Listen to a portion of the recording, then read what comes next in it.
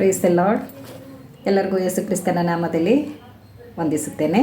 ಈ ದಿನದ ದೇವರ ವಾಕ್ಯವು ಕೀರ್ತನೆಗಳು 23ನೇ ಅಧ್ಯಾಯ ವಚನ 1. ಅದರ ಶೀರ್ಷಿಕೆ ಈ ರೀತಿಯಾಗಿದೆ: ಭಕ್ತರೆಂಬ ಕುರಿಗಳಿಗೆ ಯೆಹೋವನು ಒಳ್ಳೆಯ ಕುರುಬನು. ಕುರಿಗಳಂದರೆ ಭಕ್ತರು, ಮತ್ತು ಕುರುಬ ಅಂತಂದರೆ ಯೇಸು ಕ್ರಿಸ್ತ ಎನ್ನುವಂಥದ್ದನ್ನು ನಾವಿಲ್ಲಿ ನೋಡೋರಾಗಿದ್ದೇವೆ. 1ನೇ ವಚನದಲ್ಲಿ ಯೆಹೋವನು ನನಗೆ ಕುರುಬನು ಅಂತ ಹೇಳ್ತಾ ಇದೆ. ಯೆಹೋವನು ನನಗೆ ಕುರುಬನು, ಕೊರತೆ ಪಡೆಯನು. ಈ ವಚನದ ಮೇಲೆ ಈ ದಿನ ನಾವು ಧ್ಯಾನಿಸಲಿಕ್ಕೆ ಹೋಗೋರಿದ್ದೇವೆ. ಅದು ಯೇಸು ಕ್ರಿಸ್ತನು ನಮಗೆ ಕುರುಬನಾಗಿದ್ದಾನೆ, ನಾವು ಆತನ ಕುರಿಗಳಾಗಿದ್ದೀವಿ.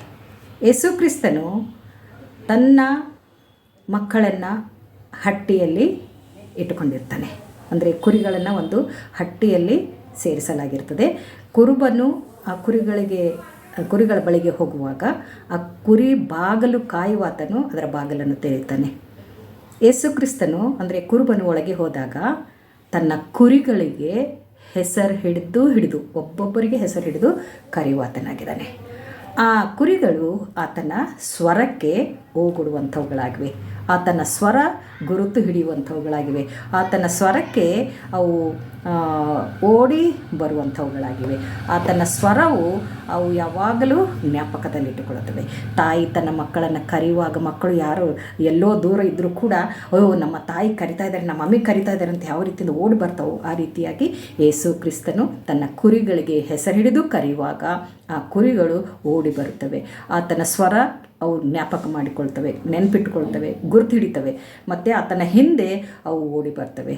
ಆತನಿಗೆ ಇನ್ನೂ ಅನೇಕ ಕುರಿಗಳಿವೆ. ಆ ಕುರಿಗಳು ಕೂಡ ಆತನು ತರುವುದಕ್ಕೆ ಸಿದ್ಧನಾಗಿದ್ದಾನೆ. ಮತ್ತು ಆತನು ಯಾವಾಗಲೂ ಆ ಕುರಿಗಳಿಗೆ ಮುಂದೆ ಹೋಗ್ತಾ ಇರುವಾಗ ಕುರಿಗಳು ಆತನನ್ನು ಹಿಂಬಾಲಿಸುತ್ತವೆ. ಕುರಿಗಳು ಆತನನ್ನು ಹಿಂಬಾಲಿಸಿ ಆತನ ಹೆಜ್ಜೆ ಜಾಡಿಯಲ್ಲಿ ಹೆಜ್ಜೆ ಇಟ್ಟು ನಡೆದುಕೊಂಡು ಹೋಗ್ತವೆ. ಆತನು ಆ ಕುರಿಗಳನ್ನು ಹಸಿರು ಗಾವಲುಗಳಲ್ಲಿ ತಂಗಿಸೋದಕ್ಕೋಸ್ಕರ, ಅಂದರೆ ದೇವರ ವಾಕ್ಯಗಳನ್ನು ಕೊಡುವುದಕ್ಕೋಸ್ಕರ, ದೇವರ ವಾಕ್ಯದಿಂದ ಸಮೃದ್ಧಿಪಡಿಸುವುದಕ್ಕೋಸ್ಕರ ತನ್ನ ಹಿಂದೆ ಬರುವುದಕ್ಕೆ ತನ್ನ ಕುರಿಗಳಿಗೆ ಆತನು ಕರೀತಾ ಇದ್ದಾನೆ. ಆತನ ಹಿಂದೆ ಅವು ಹೋಗುವಾಗ ಆತನಲ್ಲಿ ಎಲ್ಲ ಸಮೃದ್ಧಿಯನ್ನು ಕಾಣ್ತವೆ, ಅವು ಸಮೃದ್ಧಿಯನ್ನು ಪಡೆದುಕೊಳ್ತವೆ. ಮತ್ತು ಕುರಿಗಳಿಗೆ ಬೇರೆ ಯಾರೂ ಅಲ್ಲ, ಯೇಸು ಕ್ರಿಸ್ತನೇ ಬಾಗಿಲಾಗಿದ್ದಾನೆ.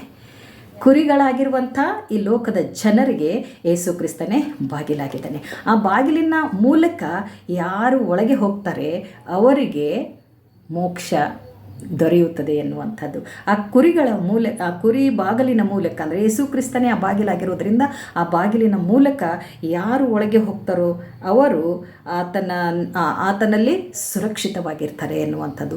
ಯೇಸು ಕ್ರಿಸ್ತನಲ್ಲಿ ಸುರಕ್ಷಿತವಾಗಿರ್ತಾರೆ, ಎಲ್ಲ ಕೇಡಿನಿಂದ ತಪ್ಪಿಸಲ್ಪಡ್ತಾರೆ, ಈ ಲೋಕದ ಭಯಂಕರತೆಯಿಂದ ತಪ್ಪಿಸಲ್ಪಡ್ತಾರೆ. ಈ ಪರಲೋಕದ ಮಾರ್ಗದಲ್ಲಿ ನಡೆಯುವವರು ಪರಲೋಕ ರಾಜ್ಯಕ್ಕೆ ಸಿದ್ಧರಾಗ್ತಾರೆ. ಮುಂದೆ ಬರಲಿಕ್ಕಿರುವಂಥ ಭಯಂಕರವಾದ ದೈವ ಕೋಪಕ್ಕೆ ಅವರು ಗುರಿಯಾಗದ ಹಾಗೆ ಅವರು ಆತನ ಸ್ವರಕ್ಕೆ ಕಿವಿಗೊಟ್ಟು ಆತನು ಬಾಗಿಲಾಗಿರೋದ್ರಿಂದ ಆತನ ಮೂಲಕವಾಗಿ ಒಳಗಡೆ ಹೋಗಿ ಅವರು ಸುರಕ್ಷಿತರಾಗಿರ್ತಾರೆ ಎನ್ನುವಂಥದ್ದು ನಾವು ದೇವರ ವಾಕ್ಯದಲ್ಲಿ ನಾವು ನೋಡುವವರಾಗಿದ್ದೇವೆ. ದೇವರು ಅವುಗಳಿಗೆ ಇನ್ನೊಂದು ಏನು ಕೊಡ್ತಾ ಇದ್ದಾರೆ ಅಂತಂದರೆ, ಜೀವವು ಅವುಗಳಿಗೆ ಕೊಡುವಂಥವರಾಗಿದ್ದಾರೆ. ಜೀವ, ನಿತ್ಯ ಜೀವ, ಅಂದರೆ ಯಾವತ್ತೂ ಅದಕ್ಕೆ ಸಾವಿಲ್ಲ.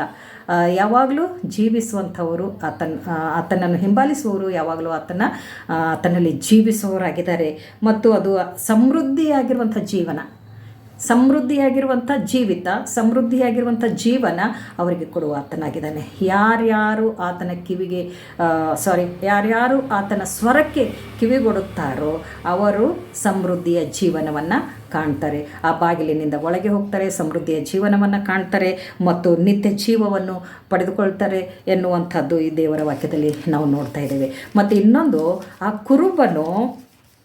ಕುರುಬನು ಯಾವಾಗಲೂ ಕುರಿಗಳಿಗೋಸ್ಕರ ಯಾವಾಗಲೂ ಯೋಚನೆ ಮಾಡ್ತಾ ಇರ್ತಾರೆ. ಅವುಗಳಿಗೆ ಯಾವ ಮಾರ್ಗದಲ್ಲಿ ನಡೆಸಬೇಕು, ಯಾವ ದೇವರ ವಾಕ್ಯ ಅವರಿಗೆ ತಿಳಿಸಬೇಕು, ಯಾರ ಮೂಲಕವಾಗಿ ತಿಳಿಸಬೇಕು ಎನ್ನುವಂಥದ್ದು ಆತನ ಯೋಚನೆ ಮಾಡ್ತಾ ಇರ್ತಾನೆ.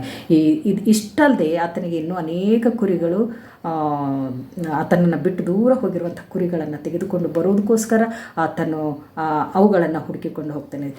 ರೀತಿಯಾಗಿ ಯೇಸು ಸ್ವಾಮಿ ಕೂಡ ಕುರುಬನಾಗಿ ಕೆಲಸ ಮಾಡುವಾಗ ಯಾರೂ ತಪ್ಪಿಸಿಕೊಂಡು ಹೋಗಬಾರದು.